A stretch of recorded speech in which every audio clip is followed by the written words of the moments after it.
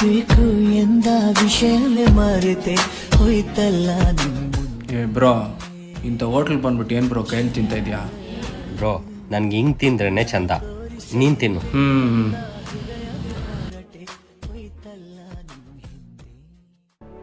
Bro, ನಂಗೆ full ಆಗೈತೆ bro.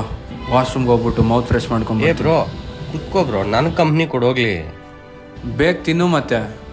ಇದು ಮುಗಿಸೋದ್ರೊಳಗಡೆ ಒಂದು ಚಿಕ್ಕ ಕತೆ ಹೇಳ್ತೀನಿ, ಕೇಳ್ತೀಯಾ? ಸರಿ ಹೇಳು. ನೀನು ರೋಡ್ ಕ್ರಾಸ್ ಮಾಡ್ತಿದೀಯಾ ಅಂತ ತಿಳ್ಕೊ. ಓಕೆ. ಸಡನ್ನಾಗಿ ಲಾರಿ ಬಂದು ನೀನು ಹಿಟ್ ಮಾಡಬೇಕು. ಯಾರೋ ಬಂದು ನೀನು ಕಾಪಾಡ್ದ ಅಂತ ಇಟ್ಕೊ. ಅವನೇನಂತೀಯ? ನನ್ನ ಪ್ರಾಣ ಕಾಪಾಡಿರೋ ದೇವ್ರಂತೀನಿ. 10 ದಿನ ಊಟ ಮಾಡಿಲ್ಲ ಅಂದ್ರೆ ಏನಾಗುತ್ತೆ? ಸಾಯ್ತೀನಿ.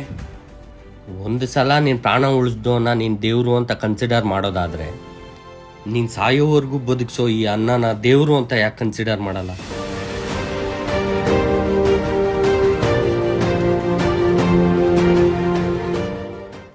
ಆಮೇಲೆ ಏನೋ ಕೇಳ್ದಲ್ಲ, ಕೈಯಲ್ಲಿ ಹಾಕಿ ತಿಂತಿದ್ಯಾ ಅಂತ. ನಾನು ಕೈಯಲ್ಲಿ ತಿನ್ನೋ ಪ್ರತಿ ಸಾರಿ ಆ ದೇವ್ರ ಪಾದ ಸ್ಪರ್ಶ ಮಾಡಿ ಊಟ ಮಾಡಿದಷ್ಟೇ ಫೀಲ್ ಆಗುತ್ತೆ. ಅದಕ್ಕೋಸ್ಕರ ಕೈಯಲ್ಲಿ ತಿಂತೀನಿ. ಅನ್ನಂ ಪರಬ್ರಹ್ಮ ಸ್ವರೂಪಂ, ತುತ್ತು ಕಾಣದ ಬಳಗ ಸುತ್ತ ನಿಂತಿರುವಾಗ ಗತ್ತು ಶ್ರೀಮಂತಿಕೆಯ ಲೋಭವೇಕೆ.